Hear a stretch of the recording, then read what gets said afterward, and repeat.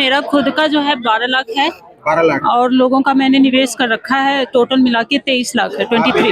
हर दिन तो टर्चर एक साइड से हम हो रहे हैं और बहुत दुखी है, बहुत ज्यादा। अपना प्लॉट भी बेच के लगा दिया, किराए पे रह रहे हैं। 14-15 साल में मैंने कमाया था वो सभी कुछ इसी में लगा हुआ है। एक सिस्टर की शादी के लिए मैं पैसा जोड़ रहा था, अब 18,70,000 मेरा इसके अंदर निवेश। जंतर मंतर पे हैं हम और एलयूसीसी का प्रोटेस्ट देख रहे हैं। ये जो महिलाएं हमारे साथ खड़ी हैं, ये सारी इस एलयूसीसी जो कंपनी है इसकी शिकार हैं। ये कितना आपका निवेश है इसमें? सर मेरा खुद का जो है 12 लाख है 12 लाख और लोगों का मैंने निवेश कर रखा है, टोटल मिला के 23 लाख है, 23। हैं। जी सर। तो अब क्या दिक्कतें आ रही हैं आपको? सर दिक्कतें तो सारी आ रही है, लोग परेशान कर रहे हैं पैसों के लिए। लोग आपको कह रहे होंगे हमने आपको दिया है। हाँ जी सर, वो कह रहे हैं कि हमने आपको पैसा दिया, हमें आपसे चाहिए, इसलिए हम बहुत परेशान हैं। मोहल्ले वाले, रिश्तेदार सब हमें बहुत परेशान कर रहे हैं। कोई कह रहे तुम्हारे खिलाफ कंप्लेन कर देंगे, हमारे रिश्ते नाते भाई सबसे हमारे रिश्ते खराब हो चुके हैं, कोई हम पे विश्वास भी नहीं कर रहा है और हम इस टाइम मतलब बहुत परेशान है, बहुत दुखी है। हर दिन कॉल अटेंड कर करके परेशान हो जाते हैं। लोगों ने FIR करने का धमकी देते हैं। हाँ जी हाँ, मेंबर लोग बोलते हैं आपका नाम पर FIR करेंगे, आपका अकाउंट में पैसा दिए थे हमने, तो मतलब ऐसे धमकी दे रहे हैं। हर दिन तो टर्चर एक साइड से हम हो रहे हैं और बहुत दुखी है, बहुत ज्यादा ही दुखी है। तो सर हमने पैसा इसलिए लगाया था कि हमें बताया गया था कि सरकारी है, गवर्नमेंट है, इसलिए हमने इससे जुड़े थे और अपना पैसा लगाया, लोगों का अपना प्लॉट भी बेच के लगा दिया, किराए पे रह रहे हैं हम। अब हम जो आपके सीनियर थे जिनके थ्रू आप लोग जुड़े थे, उनका आप क्या कहना है? सर सीनियर तो यही है। अच्छा आप हैं? नमस्कार जी, मेरा नाम मोहित चौधरी है, मैं मेरठ से रहने वाला हूँ और मैं मेरठ के जो मुख्य सुविधा केंद्र था वहाँ का संचालक हूँ और लगभग 1400 एजेंट मेरे साथ में काम करते थे आपके नीचे। हाँ जी, और कुल मिलाकर के जो 2032 तक, ये 27 नवंबर 2024 में क्लोज हुआ सारा सिस्टम, और 2032 तक लगभग 14 करोड़ रुपया जो था, जो मेरठ यानी कि मेरठ जो सभी सहयोगियों के द्वारा 1400 लोगों के द्वारा और उनके परिवार और अन्य लोगों का था, वो लगभग 14 करोड़ के आसपास का ऐसा निवेश था जो वापिस आना रह रहा था, आना बाकी था, जो रहना बाकी था। और मैं 10 अक्टूबर 2018 से इसमें कार्यरत था, लगभग 6.5 साल काम किया। और सबसे बड़ी समस्या ये है कि देखिए, जो हम लोगों को, हमने अपना खुद का भी निवेश किया हुआ था, शुरुआत हमने अपना ही निवेश करके की थी, अपने रिश्तेदारों से होता है। हाँ, अपना निवेश किया हुआ था। उसके बाद फिर हमने अपने चाचा, मामा, ताया, फूफा, इनको सभी लोगों को, रिश्तेदारों को बताया और हम बिल्कुल प्योर माइंड से काम कर रहे थे, अच्छे तरीके से काम कर रहे थे। किसी का अगर 100 रुपया आया तो उसका समय से जमा कर दिया, उसको रसीद दे दी, उसका जमा करके सारी चीजें हम कर रहे थे। और हमने क्यों किया? क्योंकि कृषि मंत्रालय का ठप्पा लगा हुआ था, है ना। सेंट्रल CRCS की वेबसाइट पर हमने चेक किया। इसके अलावा हम उत्तराखंड की अन्य कई ब्रांचों पर गए, हरियाणा में कई ब्रांचों को विजिट किया हमने, जहाँ पे हमने ATM लगे हुए देखे। ATM लगे हुए आने का मतलब क्या है? आप समझे कि सरकार का उसके अंदर RBI के थ्रू ही है, हो सकता है। अब मेरा स्टेट बैंक का मैं कार्ड लगा रहा हूँ LUCC के ATM से और मैं पैसा निकाल पा रहा हूँ, PNB का कार्ड लगा रहा हूँ, पैसा निकाल पा रहा हूँ, इसका मतलब क्या है? वो RBI से कनेक्टेड है। तो यहाँ आकर के हमें बहुत जो है कॉन्फिडेंस बिल्ड हुआ कि हाँ, फुल प्रूफ सिस्टम है, कृषि मंत्रालय के अधीन है, RBI ने इसको ATM की जो है परमिशन दी हुई है। तो हम लोगों ने फुल फ्लैज काम किया। नई जनरेशन थे अच्छे, जो उसके साथ में मैं एज अ लेक्चरर रहा हूँ एक यूनिवर्सिटी के अंदर 6 साल और लगभग 7-7.5 हजार बच्चों को पढ़ाया हुआ है मैंने, जो सिविल इंजीनियर है आज के डेट में।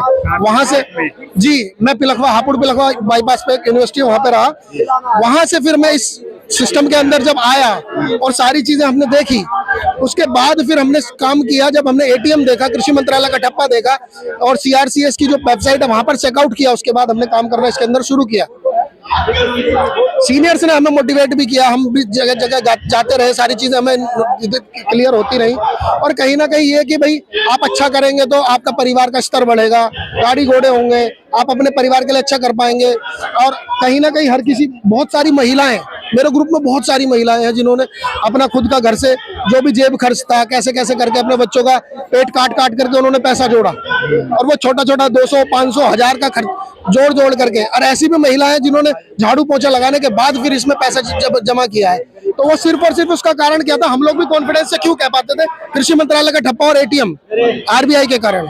तो वहाँ हम कह पाते थे कि हाँ भाई आप अच्छे से काम करें, कोई समस्या नहीं है। जो अब आपके ऊपर जो लोग हैं वो कनेक्शन में है कि नहीं है? जो मेरे ऊपर है वो एक मतलब आर्मी से रिटायर्ड पर्सन थे, हरियाणा से थे, और मतलब अब वो कनेक्ट नहीं है, बिल्कुल भी कनेक्टेड नहीं है, डिस्कनेक्ट हो गए हैं बिल्कुल। आके झाका भी नहीं है, ना पूछा है कोई परेशानी तो नहीं है, कोई दिक्कत तो नहीं हुई है। और कहीं ना कहीं हम लोग जो प्रताड़ित हो रहे हैं वो सामाजिक तौर पे भी हो रहे हैं, मानसिक तौर पे इसलिए क्योंकि आप ये देखें, मैं लगभग पिछला मैंने जो भी 14-15 साल में मैंने कमाया था वो सभी कुछ इसी में लगा हुआ है। एक सिस्टर की शादी के लिए मैं पैसा जोड़ रहा था, अब 18,70,000 मेरा इसके अंदर निवेश है। 2 लाख रुपए सिक्योरिटी के तौर पे जो सुविधा केंद्र के लिए दिए हुए हैं, ठीक है। और ब्रांच जो हमें सुविधा केंद्र था उसके अंदर रिनोवेशन वगैरह करा के 6-7 लाख उसमें लगाया। मोटा मोटा 28-30 लाख रुपए से नीचे हूं मैं, और जो मैंने पिछले 15-16 साल में जो भी कमाया वो सब कुछ इसमें चला गया। ये तो पैसा है। जो मान सम्मान खत्म हुआ है लोगों के बीच में, जो मेरे सभी एजेंट थे जिनके साथ में परिवार के जैसा उठा बैठ थी, वो बिल्कुल समाप्त हो गया।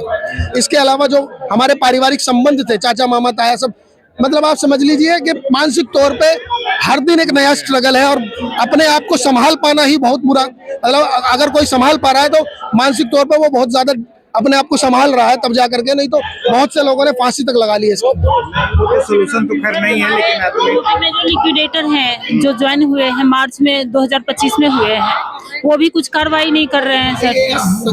संजीव कुमार राय जी सर, IAS संजीव कुमार राय जी, इसमें जो है परिसमापक के रूप में इसमें नियुक्त किया गया था।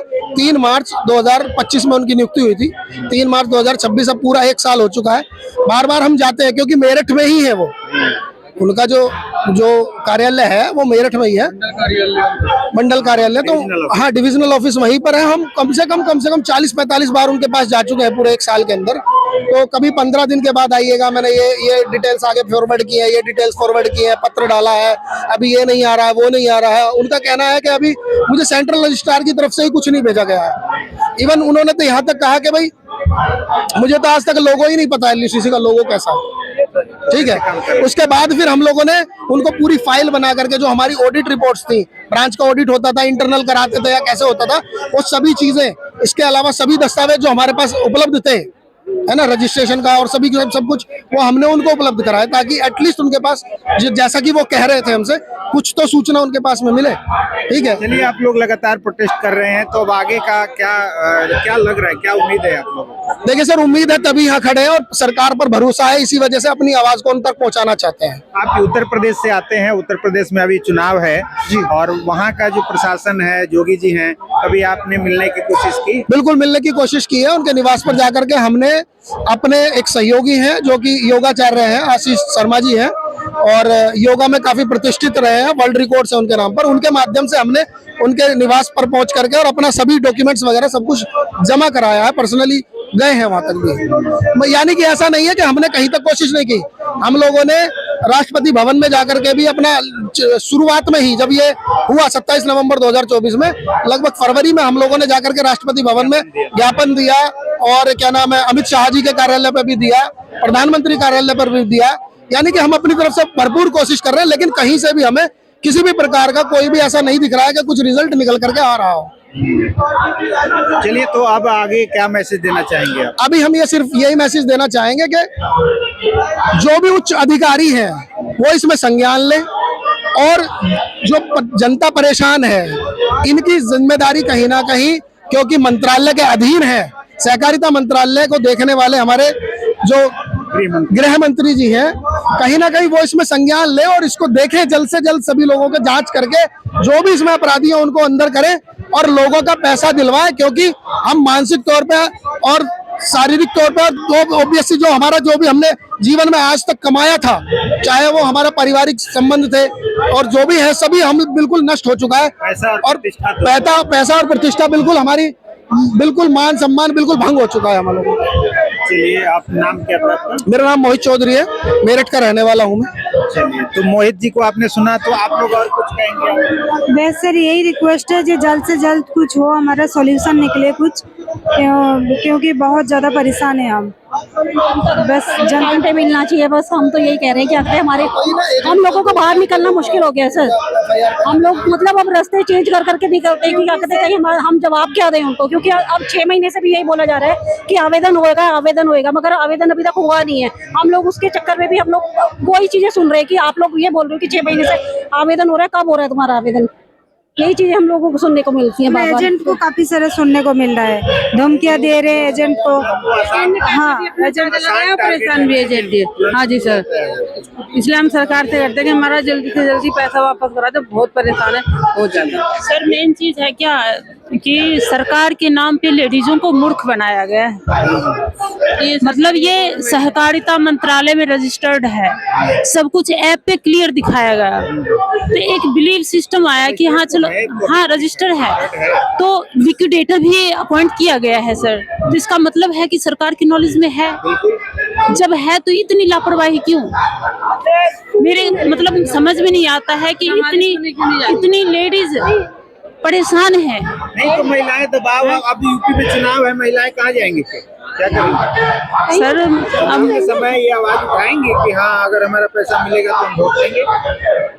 सर नहीं करेंगी। वहाँ जब आपको आएगा तो वहाँ आप लोग फिर क्या करोगे? आप लोग तो फिर राष्ट्र बचाने में लग जाओगे ना। सर यही होते आ रहा है। वही होते आएगा तो फिर आप एक ही जगह बचाइए, आप या तो राष्ट्र हित सोचिए, अपना हित भूल जाइए। सरकार ये यही कह रही है कि आप राष्ट्र हित सर्वोपरि, राष्ट्र हित का आप ध्यान रखिए, अपना हित भूल जाइए। तो बता, जब हम ही नहीं रहेंगे तो राष्ट्रहित, हम ही नहीं रहेंगे तो राष्ट्रहित कहाँ से करेंगे? जब हम मर जाएंगे, हम ही खत्म हो जाएंगे तो राष्ट्रहित कहाँ से करेंगे? जब हम ही नहीं होंगे तो राष्ट्र कहाँ से बचेगा? राष्ट्र भी हम ही बचाने वाले हैं। बिल्कुल, तो ये बात चुनाव के समय समझना चाहिए कि अगर हम हैं तो हम तो राष्ट्र है और राष्ट्र का हित तभी है जब हमारा हित हो। हमारे साथ ही अहित हो रहा है, हमारी समस्याएं हैं वही नहीं सुनी जा रही है, उसका समाधान नहीं हो रहा है, तो क्या समझे फिर?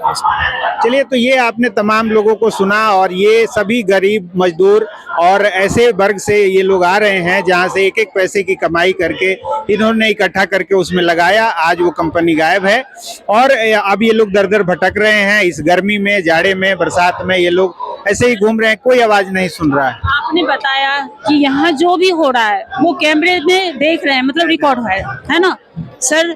इतिहास तो निश्चित बदलेगी, पैसा मिलेगा, निश्चित मिलेगा, पैसा तो मिलेगा सर। ये जो हमारे अमित शाह जी हैं ना, उनकी आंखें जरूर खुलेगी सर। चलिए, उम्मीद करते हैं कि आपकी बात सच हो और आप लोगों का जो मेहनत है वो उन तक पहुंचे, आपकी आवाज पहुंचे। आप बाकी इसमें जो भी अपडेट होगा हम बताते रहेंगे। बने रहिए नवजागरण।